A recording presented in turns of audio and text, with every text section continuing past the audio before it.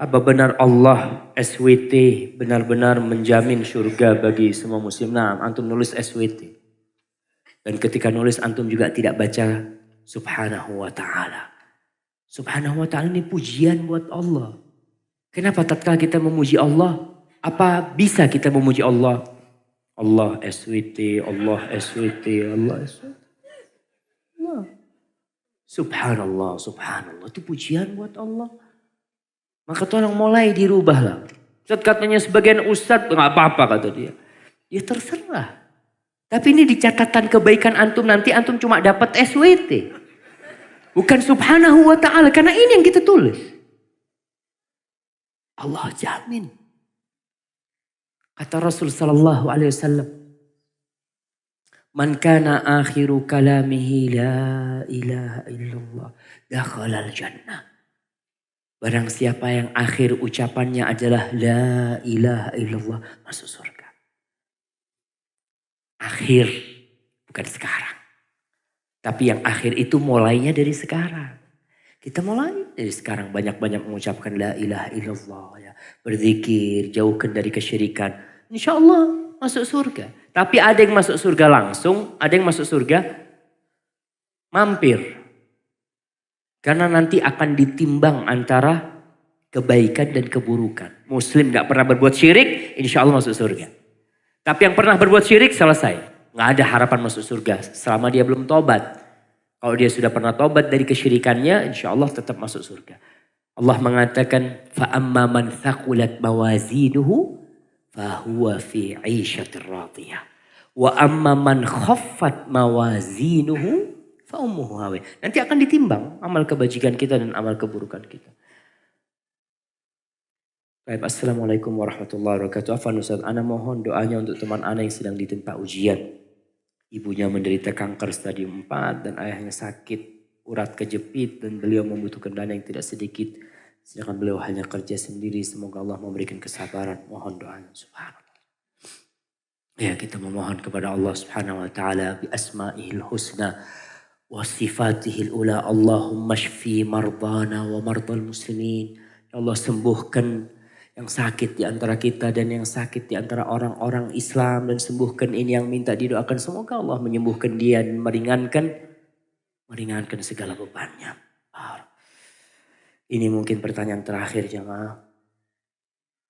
Ustaz, bagaimana seorang muslim yang menjaga hidayah ketika menyapa dengan syahadat?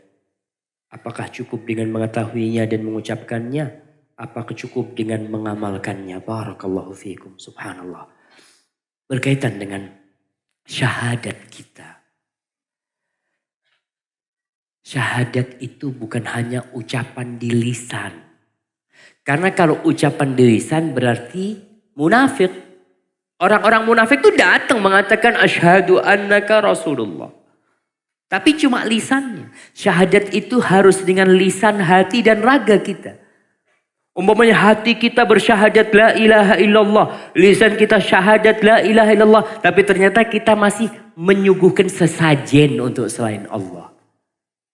Ya gimana kau mengatakan la ilaha illallah? Ya gak masuk lah. Seperti seorang prajurit yang mengatakan iya kepada majikannya. Kau bersihkan itu? Iya siap. Kau mandikan mobil? Iya siap. Dilihat 2 jam. Ini kau belum mandikan? Ya enggak, males saja. Digampar tuh sama majikannya. Ini perintahnya laksanakan. Larangannya tinggalin. Begitu pula syahadat kita. Syahadat itu membutuhkan ilmu. Tahu sama artinya. Pengetahuan gak cukup.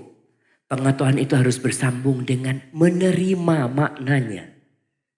Karena ada orang tahu artinya, orang-orang kafir tahu sama artinya. Tapi dia tidak menerima. Orang-orang kafir Mekah, ketika pamannya Nabi disuruh mengatakan la ilaha illallah, gak mau pamannya ngomong la ilaha illallah. Karena dia tahu maknanya ini, kalau aku mengatakan la ilaha illallah, ada konsekuensinya. Aku harus tinggalkan semua sesembahan selain Allah. Makanya Abu Jahal dan Abdullah bin Abi Umayyah, ketika paman Nabi mau meninggal, itu ada di sebelah. Dia mengatakan, atarghabu an millati Abdul Muttalib. Apakah kau benci dengan agama bapakmu?